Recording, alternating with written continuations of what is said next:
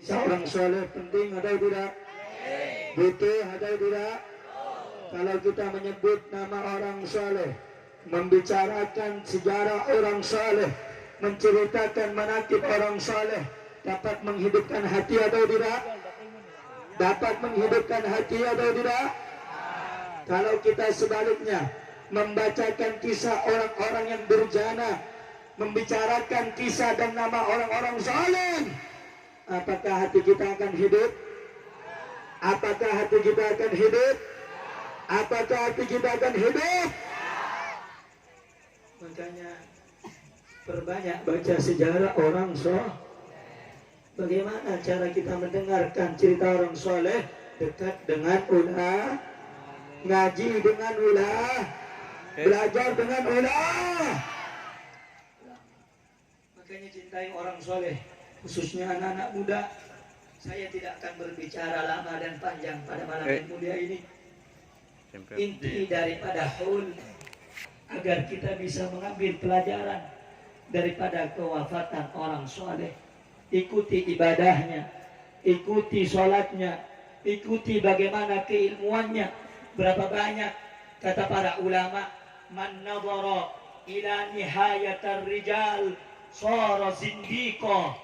Berapa banyak orang kalau melihat orang soleh, pas udah jadi orang soleh. Orang soleh itu kadang punya keramat. Allah kasih kelebihan keramat, bisa terbang, bisa jalan di atas air. Nah, orang-orang yang bodoh, orang-orang yang tidak punya ilmu, melihat orang soleh, pas sudah jadi orang solehnya, pas sudah jadi punya keramatnya, soro zindiqo, dia akan menjadi orang yang zindik, tidak punya agama.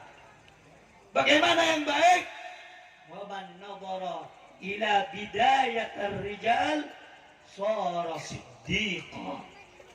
Tapi kalau kita pengen jadi orang yang baik, jadi orang yang tulus, jadi orang yang sesuai ajaran Nabi Muhammad, maka ikuti, lihatlah awal daripada ibadahnya orang soleh. Contoh, oh kenapa Syekh Abdul Qadir Al-Jailani bisa jadi wali? Oh ibadahnya begini, oh puasanya begini. Ikuti puasanya, ikuti mujahadahnya, ikuti sholatnya, ikuti cara baca Qur'annya. Al-Habib Abdurrahman As-Segaf, beliau jadi rajanya para wali di zamannya. 33 tahun tidak pernah tidur di waktu malam dan tidak tidur di waktu siang hari, saudara-saudara. Kenapa? Ibadahnya untuk Allah, hidupnya untuk Allah. Bahkan untuk tidur pun selama 33 tahun beliau tidak pernah tidur, saudara-saudara. Ibadahnya untuk Allah semua. Al-Imam Nawawi, saudara, beliau itu saking cintanya sama ilmu, saking cintanya kepada pendidikan Islam, itu beliau kalau tidur, saudara-saudara, tidurnya duduk terus menekuk, kakinya ditekuk, badannya membungkuk. Kenapa? Di sekitar tempat beliau itu Al-Imam Syafi'i juga begitu, saudara, karena sampingnya, kanan kirinya, depan belakangnya kitab semuanya, saudara-saudara. Tidak ada waktu untuk yang lain, bahkan untuk makan saja beliau hanya makan beberapa suap untuk menegakkan punggungnya. Beda dengan kita, orang soleh beda dengan kita dikit-dikit makan.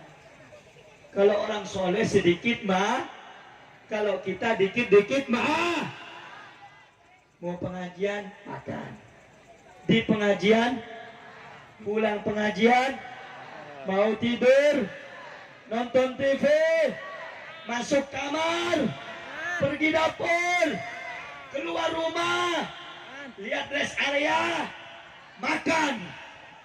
Itu kita, betul? Betul. Tapi orang soleh tidak. Sedikit mah, sedikit makannya. Makanya kalau pengen mata kuat, nggak cepat ngantuk, kurangi makan. Jangan banyak makan. Sampai orang tua kadang makan yang banyak, nak, biar sehat. Siapa bilang makan banyak bisa sehat? Perut ini adalah tempatnya penyakit, sumber penyakit ini perut. Kalau banyak isinya, bahaya. Makanya orang soleh itu sehari puasa, sehari enggak. yang dikenal puasa Daud, atau kadang seminggu